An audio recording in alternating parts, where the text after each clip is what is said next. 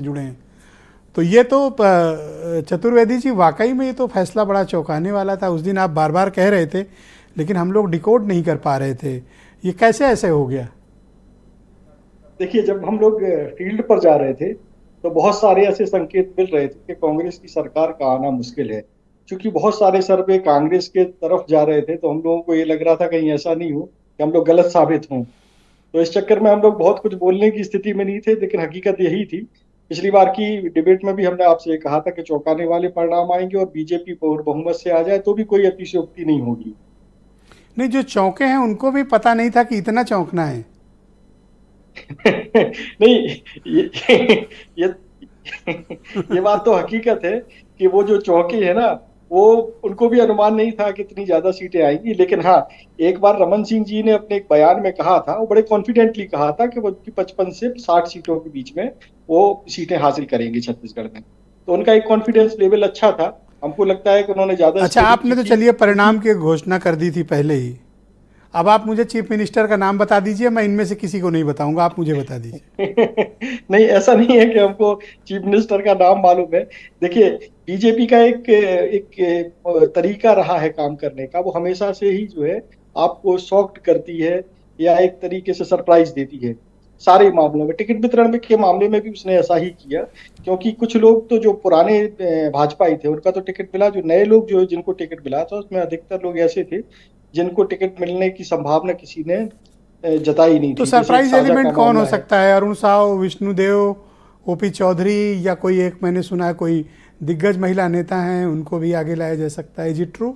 हाँ, रेणुका सिंह जी हैं। वो आदिवासी चेहरा है और बड़ी तेज तर्रार नेता भी हैं।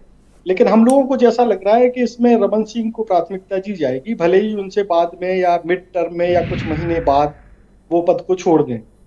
ऐसी संभावना लग रही है। उसके बाद ओपी चौधरी जी को मौका दिया जा सकता है, क्योंकि पिछले रायगढ़ के जब उन्होंने शाह जी ने अपनी सभा की थी, तो सभा के दौरान कहा भी था कि अगर इनको जिता देते हैं आप, तो इनको हम बड़ा आदमी बना देंगे।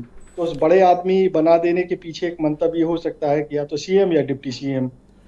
तो ओपी चौधरी भी हो सकते हैं। राम विचार नेताम भी एक बड़ा नाम है। रमन सरकार में कैबिनेट मंत्री भी रहे हैं, वो राज्यसभा से सदस्य भी रहे हैं राम विचार नेताम जी। उनको लेकर के भी चर्चा है कि वो भी बन सकते हैं। क्या बिल्कुल नई कैबिनेट और होगी और बिल्कुल नए चेहरे लाए जा रहे हैं, ऐसा चल रहा है जैसा गुजरात मॉडल था? बिल्कुल ऐसा ही लगभग लगभग प्रतीत हो रहा है कि बिल्कुल सारी चीजें नई हो सकती हैं। कुछ पुराने चेहरों को जैसे रमन सिंह जी को दिया जा सकता है, लेकिन रमन सिंह जी को चर्चा जो है, लोग राजनीति से जुड़े हुए लोग हैं वो बताते हैं कि हो सकता है कि उनको बीच में विड्रॉ कर लिया जाए या ना कोई बड़ी अच्छा, मुझे जिम्मेदारी बहुत दे करके दर्शकों के केंद्र में मैसेज आ रहे हैं आपके लिए, फेसबुक पे बहुत लोग लिख रहे हैं कि इनसे पूछिए चतुर्वेदी जी से कि दो नाम अगर लॉक करना हो चीफ मिनिस्टर के लिए तो किसका लॉक करेंगे? तो हम सॉरी, इनका रमन सिंह जी का और ओपी चौधरी जी का लॉक करना चाहेंगे। ऑल राइट, ठीक है, आपका ये लॉक कर दिया गया और जिस दिन अनाउंसमेंट होगा आपको वापस हम लोग तकलीफ देंगे और इस विषय की चर्चा हाँ, को लेकिन आगे बढ़ाएंगे। लेकिन बीजेपी अगर फिर से जो है वही चौंकाऊ शब्द हम इस्तेमाल आप देखो, करेंगे। अब आप ये बीच का रास्ता मत निकालो, थोड़ा स्पेस रखो। आपने दो नाम लॉक ठीक है। किया है, मैं इसी पर आपसे बात करूंगा।